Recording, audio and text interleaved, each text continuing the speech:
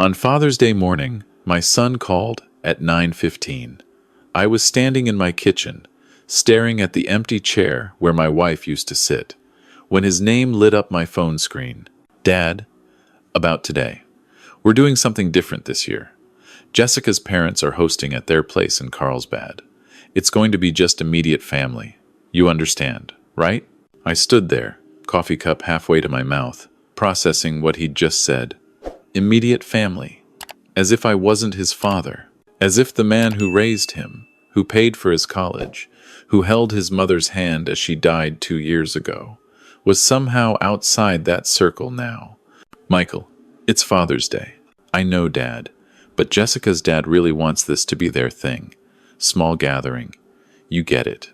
I didn't argue, didn't beg, didn't remind him that I'd spent the last 2 days preparing his favorite dishes, the same ones his mother used to make. I understand perfectly. After I hung up, I stood in that kitchen for 10 minutes. The pot roast I'd started marinating yesterday sat in the refrigerator, untouched. My phone buzzed again. A text from Richard Hayes, my old college roommate. David, heard through Tom Mitchell, you might be solo today. Come to my place in La Jolla. 15 people, too much food, and I could use someone who remembers when I couldn't balance a checkbook. 2 p.m. No is not an option. Richard Hayes. Last time I'd seen him was at Sarah's funeral. Before that, we'd lost touch for nearly 20 years. I knew he'd done well. Real estate development across Southern California. Tom Mitchell mentioned something about oceanfront properties in Forbes lists, but I'd never paid much attention. I texted back. I wouldn't want to impose. His response came immediately. David, you spent 3 weeks tutoring me through accounting so I wouldn't flunk out. I owe you more than a meal. Get your ass to La Jolla. I went to shower. The bathroom mirror showed a man I barely recognized anymore. 64 years old, grayer than I remembered, shoulders that carried weight I couldn't name. But as I shaved, something shifted. For the first time in 2 years, I wasn't preparing to be around family who saw me as an obligation. I was going somewhere I was actually wanted. Before leaving, I did something I'd been avoiding. I pulled out my laptop, logged into my bank account, and started scrolling through 2.5 years of transactions. I'd been keeping track in my head, but seeing it laid out was different. March 2 years ago, right after Sarah died. $2,500. Michael said they needed help with medical bills from Jessica's surgery. I found out 3 weeks later there was no surgery. Jessica posted photos of their new living room furniture on Facebook. July that same year, $8,000. Emergency transmission repair, he said.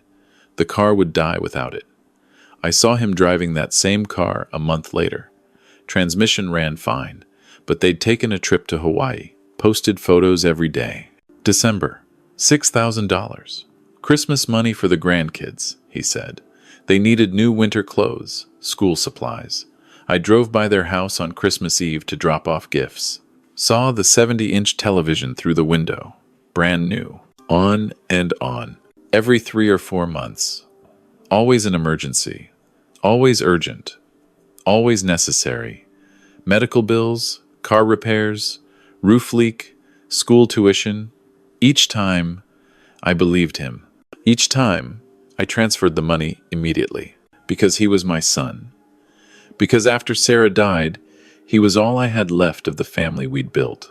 I pulled up a spreadsheet, started adding. The total came to $58,460. I sat back, staring at that number. Nearly $60,000 in 30 months. That was $2,000 a month, more than some people's rent. Gone. And in that entire time, Michael had visited me exactly 7 times. Every single visit happened within 2 weeks of a money request. My hands shook as I closed the laptop. Not from anger yet, just realization. Cold, clear realization that I'd been funding their lifestyle while convincing myself I was helping my son. The drive to La Jolla took 40 minutes. I headed north on I-5, past Mission Bay, past Pacific Beach, toward the wealthy enclave where old money and new success built estates on cliffs overlooking the Pacific. My 12-year-old Honda felt out of place as the neighborhoods got progressively nicer. Richard's address led me to gates. actual iron gates with a security camera and call box. I pressed the button, heard a click. "David, finally, come on up." The gates swung open. The driveway curved through landscaped grounds, native California plants mixed with palm trees. The house rose at the end, modern architecture, all glass and clean lines, positioned to capture the ocean view. 3 levels, maybe 5,000 square feet. This wasn't just success. This was empire. I parked between a Tesla and a Mercedes. Richard met me at the door before I'd even turned off the engine. He looked good, trim and fit, wearing casual clothes that probably cost more than my car payment. But his smile was genuine, his handshake firm, and when he pulled me into a hug, I found myself relaxing for the first time all day. "You look exactly the same," he lied cheerfully. "You're still a terrible liar. Come meet everyone. Fair warning, my wife Linda is a hugger, and she's been excited to meet the man who saved my academic career." Inside, the house opened up. Floor-to-ceiling windows framed the Pacific Ocean, endless blue water stretching to the horizon. People filled the space, conversations flowing, wine glasses catching afternoon sun. This wasn't a Father's Day gathering. This was a community. Linda Hayes appeared, elegant in a simple dress. And yes, she hugged me immediately. "David Warner, Richard talks about you constantly. The friend who wouldn't let him quit." I just explained debits and credits. He did the rest. "You taught me that failure wasn't permanent," Richard said quietly. "That's worth more than any accounting lesson." Dinner happened around a table that seated 20. I found myself between a woman who ran a biotech startup and a man who taught architecture at UC San Diego. Real conversations emerged, not small talk, not obligations. When the startup founder asked about my career, I told her about 30 years in corporate accounting, about building financial systems, about the satisfaction of clean books and solved problems. "You must have seen everything," the architect said. 3 decades of economic ups and downs. What kept you going? I paused, considering. The truth in numbers. They don't lie. They don't manipulate. A balanced sheet is honest in a way people sometimes aren't. Richard caught my eye from across the table. Something in his expression suggested he understood what I wasn't saying. After the meal, Richard led me to the terrace.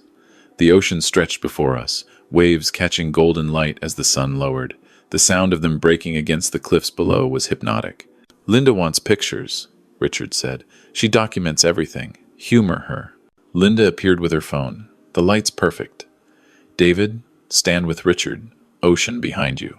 "I'm not exactly photogenic these days." "Nonsense. You look distinguished. Get over there." Richard's arm settled around my shoulders. I stood straight, chin up, trying to remember how to smile naturally. Linda moved around us, finding angles, the ocean and sky creating a backdrop that looked like something from a magazine. "Perfect," she called. "You two look like you're celebrating something." After she walked away, Richard spoke quietly. "Thank you for coming today. I meant what I said earlier. You saw something in me I didn't see. Now look," he gestured at the house, the view, the life he'd built.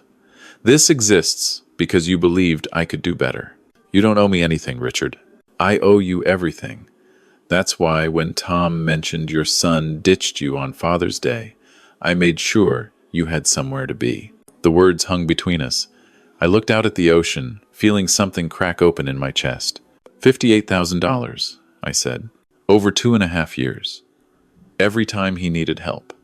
Every emergency that was never really an emergency. I kept giving because I thought that's what fathers do. That's what family means. And today? Today, he told me I'm not immediate family. Richard didn't say anything for a long moment. Then, "You want to show them what they're missing? Really show them?" "What do you mean?" "Post a picture.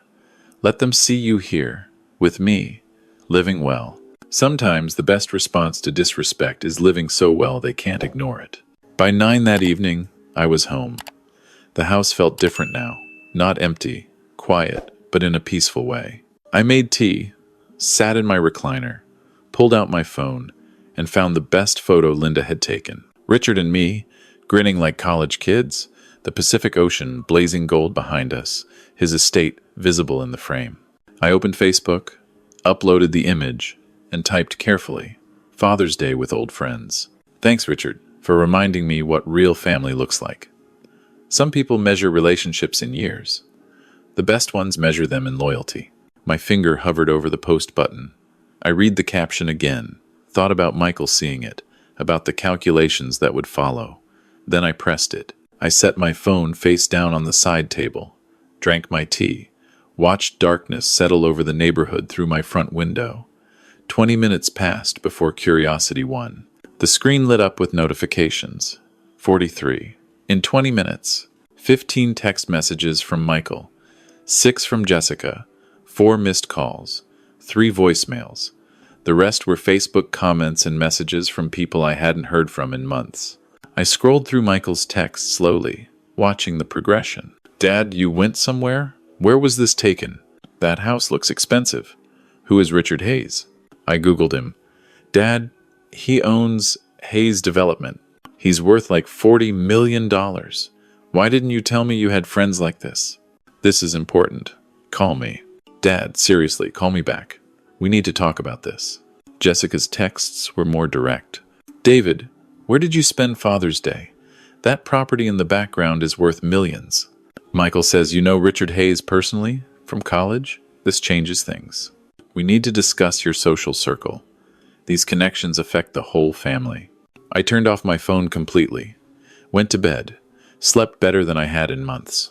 The next morning, I turned my phone back on. 57 new notifications. I made coffee first, ate breakfast slowly, then started reading. Michael had called 9 more times overnight. The voicemails were increasingly anxious. "Dad, it's me. Look, I'm sorry about yesterday. There was a miscommunication with Jessica's parents. We definitely wanted you there. Call me. Dad, seriously, where are you? Are you okay? I'm worried. That Richard Hayes guy, is he legit? I'm just concerned about you being taken advantage of." The last one, left at 2 in the morning. "Dad, we need to talk about estate planning. If you have connections like Richard Hayes, there are things we should discuss. As a family." My phone rang. Michael. I let it ring 4 times before answering. Finally. "Dad, where have you been? I've been trying to reach you since yesterday." I can see that. 57 messages. "That place you were at, that's a serious estate. Richard Hayes owns Hayes Development. Do you know how successful he is?" "I do. I was at his house." "Why didn't you ever mention you knew people at that level?" "These are important connections, Dad." "You never asked about my friends, Michael. You only asked about money." Silence. Then, "That's not fair." "Fair? You told me I wasn't immediate family yesterday morning. This morning I'm suddenly important. What changed?" "Dad, come on. Don't be like this." "Like what, honest?" "Jessica and I care about you. We're family. We should know about your social circle, especially when it includes people of significance." Significance? Financial significance. The word hung in the air like smoke. "I need to go, Michael." "Wait. When can we get together? Coffee? Lunch? We should catch up properly. Talk about things." "What things?" "Your retirement planning. Your estate. Making sure everything's organized for the future. For everyone's benefit. I'll let you know." I ended the call before he could respond. The pattern continued. Tuesday, 8 calls. Wednesday, 12. Thursday morning, Jessica's car appeared in my driveway. I watched from the window as she knocked, waited, knocked again. I didn't answer. She left after 15 minutes, frustration visible in every movement. Friday morning, I made a decision. I opened Google, typed estate planning attorney San Diego, and started reading reviews. Margaret Chen, 20 years experience. Specialization in asset protection and family dynamics. Her testimonials mentioned protecting estates from undue influence and ensuring proper legacy planning. One review stuck with me. She helped me ensure my assets went where they were valued, not where they were expected. I called it Chen Law Group. "How may I help you?" "I need a consultation regarding estate planning and will modification." "Of course. May I ask what prompted this decision?" "I need to make sure my money doesn't fund manipulation after I'm gone." A pause. Then warmly, "I understand. We have an opening Monday at 3. Would that work? Perfect. I'll bring all relevant documents. After hanging up, I pulled out my filing cabinet. 30 years as an accountant meant immaculate records. Bank statements, investment portfolios, property deeds, insurance policies, social security projections. Everything organized, cross-referenced, detailed. I spread it across my dining table, looking at the numbers with professional distance now, not parental obligation. Retirement pension, $3,800 monthly. Social Security, $1,900 monthly. Investment accounts, $280,000. Home value, $450,000, paid off. Life insurance, $300,000. Total estate value, approximately $1.03 million. More than enough to matter. More than enough to make them desperate. My phone buzzed. Michael. Again. Dad, please. Can we talk? Really talk? Face to face? I typed back. Coffee Monday morning, before my appointment. His response came within seconds. Appointment for what? Is everything okay? Are you sick? I smiled, set the phone down, and let him wonder. Monday morning. I arrived at the coffee shop 15 minutes early. Same corner table strategy I'd used in business meetings for decades. Clear sight lines, back to the wall, able to see entrances and exits. Michael and Jessica arrived at 10:07. She checked her makeup in the car mirror. He adjusted his collar, preparing for performance. When they entered, Michael's smile stretched too wide. Jessica's hug lasted a beat too long. Dad, you look good. Are you eating okay? Getting enough sleep? Same as always. They settled across from me. Michael ordered some complicated drink with 4 modifications. Jessica asked for a latte with oat milk and cinnamon. I sipped my black coffee and waited. So, Michael started, too casually. That Father's Day thing, that was quite a place Richard has. It was... We felt terrible about the confusion with our plans. What confusion? You told me not to come. That was pretty clear. Jessica leaned forward, voice dripping concern. If we'd known you had other options, we would have handled things differently. You didn't ask if I had options. You assumed I had nowhere to go. There's a difference. Michael shifted tactics. This Richard Hayes, you've known him a long time? Since college. 1979. And he went into real estate development? Jessica's tone suggested this was fascinating, not transparent fishing. Started small. 1 property in Oceanside, after he retired from corporate work. Built from there. Now he has developments across Southern California. That's incredible. Michael's eyes sharpened. You must be proud of your friend. I am. He earned everything through hard work and smart decisions. Do you see him often? Jessica stirred her latte slowly. Like, is this a regular thing? Or was Father's Day special? We reconnected recently. He called when he heard I might be alone for the holiday. How did he hear that? Michael's question came quick, sharp. People who actually care about me check in. They notice when something's wrong. Silence dropped between us. Dad, that's not fair. Michael's voice carried that wounded tone he'd perfected as a teenager. Fair? You want to talk about fair? I leaned forward slightly. I've given you $58,460 over the last 2.5 years. Every emergency that wasn't an emergency. Every crisis that was actually a vacation or furniture upgrade. Did you think I wouldn't notice? Jessica's face flushed. Michael's jaw tightened. We needed help. That's what family does. They help each other. Help implies temporary support during genuine hardship. What you've been doing is called exploitation. That's harsh, Dad. Is it? Because Richard values me for who I am, not what I can give him. We spent 6 hours together on Father's Day. Not once did he ask for money. Not once did he calculate my net worth. Can you say the same? Michael stood abruptly. You're being unreasonable. We're your family. Then act like it. I remained seated, voice level. Stop measuring our relationship in dollar signs. Fine. Don't expect us to keep bringing the grandkids around if you're going to be difficult. Something settled in my chest. Final. Clear.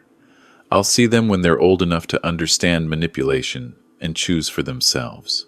Until then, they're better off not learning your values. I stood, placed exact change on the table for my coffee. Not a penny more. I have an appointment at 3. I need to prepare. What appointment? Jessica's voice rose. David, what's going on? Personal business. Enjoy your coffee. I walked out into San Diego sunshine, got in my car, and drove away without looking back. Margaret Chen's office occupied the 14th floor of a downtown building with views of San Diego Bay. I arrived 20 minutes early. Manila folder squared on my lap. At 2:55, the receptionist called my name. Mr. Warner, Miss Chen will see you now. Margaret's office balanced professionalism with warmth. Law books lined shelves. California bar certificate framed on the wall. Family photos showing her with adult children, arms around each other, genuine smiles. She stood, extended her hand. Mr. Warner, thank you for coming. Your initial call mentioned estate planning, prompted by family dynamics. Tell me more. I set the folder on her desk. I need to ensure my assets support causes and people who actually value what I've built, not fund manipulation. Walk me through what's happened. I opened the folder. Bank statements highlighted in yellow. Text message screenshots. Social media posts. Organized chronologically. Cross-referenced by date and amount. 30 years of accounting discipline applied to family exploitation. Over 2.5 years, I've given my son $58,000. Each time he claimed an emergency. Each time the money went somewhere else. Margaret pulled the documents closer, began reviewing. Her pen moved across pages, occasionally pausing. These text messages show his requests. Did you verify the stated purposes? At first, yes. He's my son. I trusted him. Then I started noticing patterns. Medical emergency became new furniture. Transmission repair became Hawaii vacation. Every request followed by weeks of silence until the next crisis. She looked up from a Facebook screenshot, and this shows a Las Vegas trip 2 weeks after requesting $6,000 for emergency dental work. He said his daughter needed braces. The orthodontist later told me they'd never heard of her. Margaret's expression remained neutral, but I saw something shift in her eyes. Recognition. She'd seen this before. Walk me through the most recent incident. I explained Father's Day, the rejection call, Richard's invitation, the photo posted, Michael and Jessica's sudden renewed interest in our relationship. And now they're asking about estate planning? They haven't asked directly yet, but Jessica mentioned connections affecting the whole family. Michael talked about making sure everything's organized for everyone's benefit. The subtext is clear. Margaret set down her pen. California law gives you full discretion over your estate. You can structure this several ways. Complete disinheritance is possible. But no, he's still my son. I won't cut him off entirely. Then we limit access. A testamentary trust. He receives benefits only after your death, with controlled distribution. No lump sum that disappears in 6 months. What about the majority of the estate? That's where charitable designations become powerful.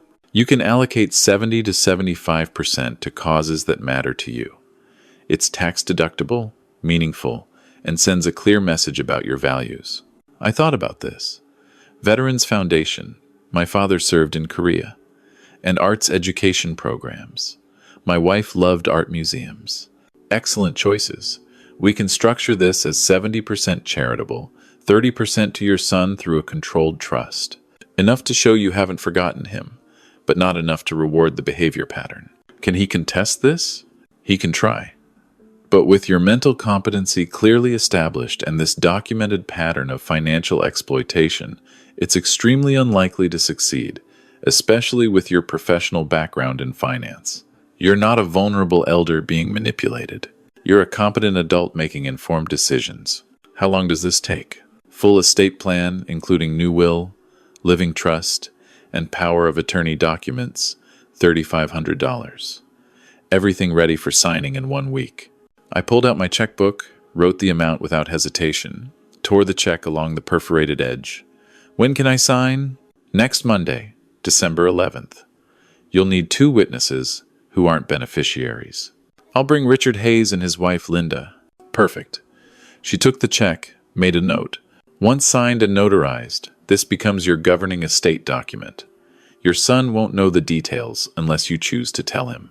Oh, I'll tell him, when the time is right. We shook hands. Walking to my car, I felt lighter. Not vindictive, not angry, just clear. For 2 years, I'd operated from fear. Fear of losing my only family. Fear of dying alone. Fear that saying no would push Michael away permanently. But he'd already pushed himself away, made our relationship transactional, reduced me from father to funding source. Now I was taking control back. Not through confrontation, but through legal protection and strategic allocation. 70% would create real impact. 30% would be enough to show I still cared, while making it impossible for him to waste it quickly. The next week moved slowly. Margaret sent preliminary documents for review. I read every page carefully, made notes, sent back revisions. Richard called Wednesday. "How are you holding up?" "Better than I have in months. I'm making changes. Legal changes." "Good. That takes courage. Listen, Linda and I are hosting Christmas Eve. Small gathering, 20 people. Bring someone if you want, or come solo. Your call. I might take you up on that." Thursday morning, I was reading the final draft of my new will when my doorbell rang. Through the window, Michael's SUV in my driveway, Jessica in the passenger seat. The kids, Tyler and Emma, climbing out of the back. Tyler was 9 now, Emma 7. I hadn't seen them in 4 months. Before I could decide whether to answer, the door opened. Michael had kept his key. "Grandpa!" Emma ran through my living room, launching herself into my arms. Tyler followed more slowly, growing too old for such open displays. But his hug was real. "We missed you so much," Emma said.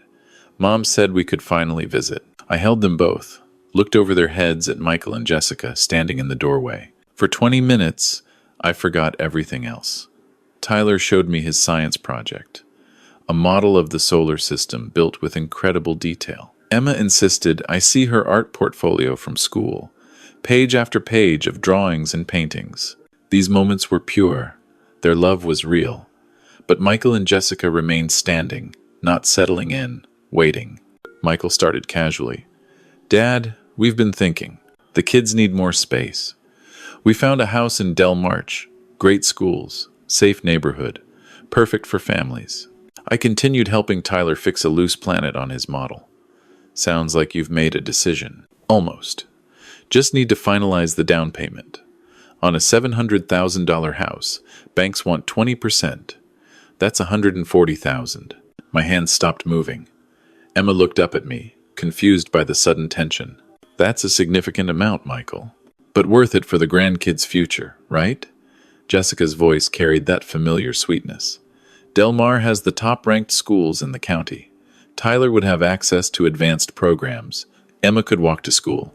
Your current house has 3 bedrooms and a yard. It's adequate." "Adequate isn't good enough for our children, Dad.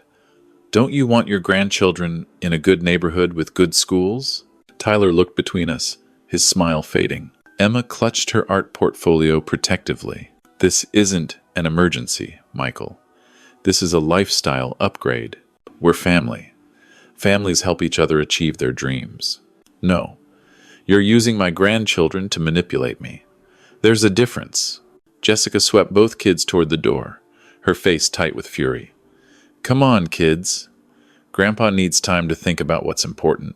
I know exactly what's important, and I know what isn't." Michael stepped close, voice dropping to something that felt like a threat. "Don't expect us to keep bringing them around if you're going to reject your own family." "You mean don't expect you to use them as leverage?" "Understood." Emma twisted in Jessica's arms, reaching for me. "Grandpa, why are we leaving?" I couldn't answer. Watched them rush to the car. Tyler left his solar system model on my coffee table. Emma dropped her art folder on the walkway. I picked it up, walked to the car before they pulled away. Handed it through the window to her. Our eyes met. She didn't understand. How could she? They drove away. I stood in my driveway watching until the SUV disappeared. Inside, Tyler's model sat on my coffee table, one planet still slightly loose. I fixed it carefully, set the whole thing by my door. Maybe I'd find a way to return it. Maybe not. Monday, December 11th. Richard and Linda arrived at Margaret's office at 2:45. The conference room overlooked the bay, winter sun slanting through windows. Margaret spread the documents before me. New will, living trust, power of attorney, healthcare directive. Everything organized in neat stacks. Mr. Warner, do you understand that this will supersede all previous testamentary documents? I understand completely. And you're making these decisions of your own free will, without coercion or undue influence? This is the first truly free decision I've made regarding my estate in years. She walked me through each section. The charitable designations, 70% split between two organizations. The testamentary trust for Michael, 30%, controlled distribution, no lump sum access until age 50. I signed each page deliberately, each signature an act of reclamation. The notary stamped each document. Final, binding, protected. Richard clasped my shoulder afterward. Proud of you, brother. That evening, I called Michael. Kept my voice steady, neutral. We need to talk. Tomorrow morning, 10 o'clock, my house. What's this about, Dad? Estate planning. Decisions you need to know about. Your estate? Dad, what are you? Tomorrow, face to face. This isn't a phone conversation. Silence. Then, okay, we'll be there. Tuesday morning, I arranged my living room deliberately. 2 chairs facing mine. Distance established. 1 manila folder on the coffee table. They arrived at 10 sharp. Unusual punctuality suggesting anxiety. Sit. I slid the folder across the table. I've made changes to my will. Read it. Michael opened it slowly. I watched comprehension dawn. His hands trembled slightly, turning pages. Dad, you can't be serious. 70% to charity? The remaining 30% is designated for you through a controlled trust. You'll receive distributions starting at age 50. No early access, no loans, no exceptions. Jessica's face darkened. This is ridiculous. We're your family. Exactly. You're my family. Yet for 2.5 years, you've treated me like an ATM. $58,000 in fake emergencies. I have the receipts. Every lie. Every manipulation. We needed help, Dad. Help? You needed help buying a 70-inch TV? Taking trips to Vegas and Hawaii? That's not help. That's theft disguised as family obligation. You're being cruel. I'm being honest. Finally. Richard reminded me what real relationships look like. They're built on respect, not transactions. Michael stood abruptly. Your rich friend has been filling your head with ideas. Richard values me for who I am. Can you say the same? Silence. Heavy. Damning. Fine. Michael's voice turned cold. Don't expect to see your grandkids again. Ever. I'll see them when they're old enough to understand manipulation and choose for themselves. Until then, they're safer not learning your values. You'll regret this. The only thing I regret is not doing it sooner. Live your lives. Build your marriage on something other than my wallet. Or don't. That's your choice. They left the folder on my coffee table, too angry to take it. The door slammed. I didn't move. Listened to their car start. Drive away. Watched through the window as the street returned to quiet. I picked up the folder, filed it carefully in my desk drawer. Done. The weeks that followed were quiet. Michael tried calling twice. Left voicemails I deleted without listening. Christmas came and went. I spent it at Richard's house. 20 people I'd only just met who treated me with more genuine warmth than my son had in 2 years. January brought something unexpected. An email from Michael, subject line, I'm sorry. I almost deleted it. Almost. But curiosity won. Dad, I've spent the last month thinking about everything you said. You were right. I let Jessica convince me that you owed us. That family meant automatic access to your money. I forgot you were my father, not my funding source. I'm sorry. No conditions.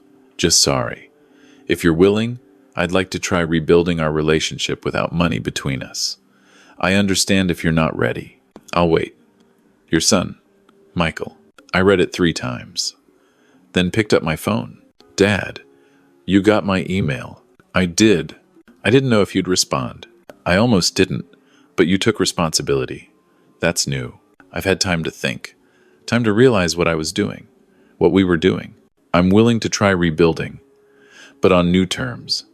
Respect, not obligation. Relationship, not transaction.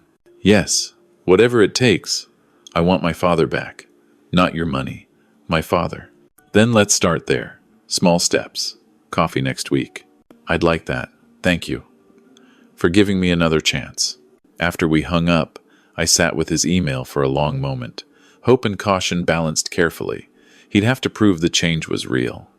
But I was willing to let him try. February brought something else entirely. Richard called on a Tuesday. David, you remember I mentioned volunteering. San Diego Museum of Art needs help with their Veterans Appreciation Program. Docent work, event planning. Interested? I don't know anything about art. Neither did I. They'll train you. Plus, it's good people. Meaningful work. The following Monday, I walked into the San Diego Museum of Art's volunteer orientation. 12 people, ranging in age from 25 to 70. The coordinator, a woman named Catherine Miller, greeted each of us individually. When she got to me, her handshake was firm, her smile genuine. Welcome. What brings you to museum volunteering? A friend suggested I need more purpose in my retirement. Smart friend. We need people who can connect with veterans, build bridges between art and military experience. Think you can do that? I can try. My father served in Korea. Perfect. Stay after orientation. I'll show you what we're building. Catherine was 61, I learned over the following weeks. Widowed 3 years ago. No children. She'd spent 30 years as a nonprofit director before retiring to focus on volunteer work that mattered to her. We developed an easy rhythm, planning events, greeting visitors, learning about the collection together. She had a way of explaining art that made it accessible. Not pretentious, not academic, just human. After a month, we started having coffee after our volunteer shifts. Not dates, just conversations. About art, about loss. About the strange territory of rebuilding life after 60. One afternoon in March, sitting in the museum cafe, she asked gently, "Your son, the one you mentioned, how's that going?" Slowly, he apologized. "We're trying. It's different now." Different how? Honest. We had coffee last week. He didn't ask for anything. Just wanted to hear about my life. First time that's happened in 3 years. That takes courage. From both of you. I'm learning that protecting yourself doesn't mean you can't forgive. It just means you forgive with boundaries. She smiled. You're learning what took me years to figure out. Not everyone gets there. I had good teachers. Friends who showed me what real relationships look like. Her hand found mine across the table. Brief contact, but it settled something. April brought another change. The San Diego Humane Society was hosting an adoption event at the museum. Catherine convinced me to walk through. That's where I met Max.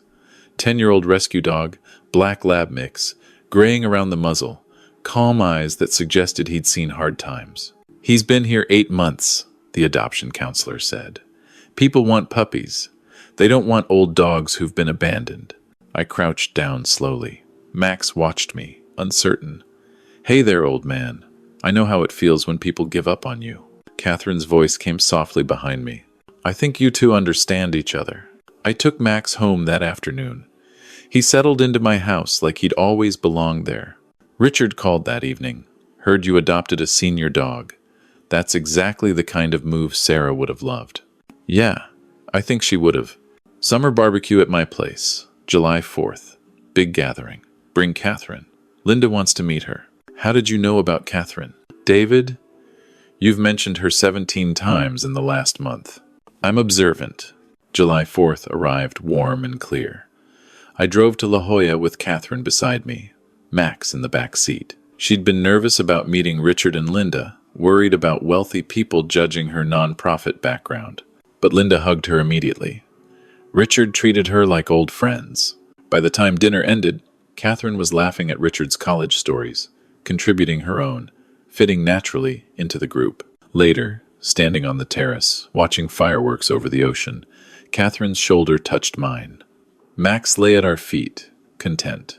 I spent 2 years thinking my life was over after John died, she said quietly.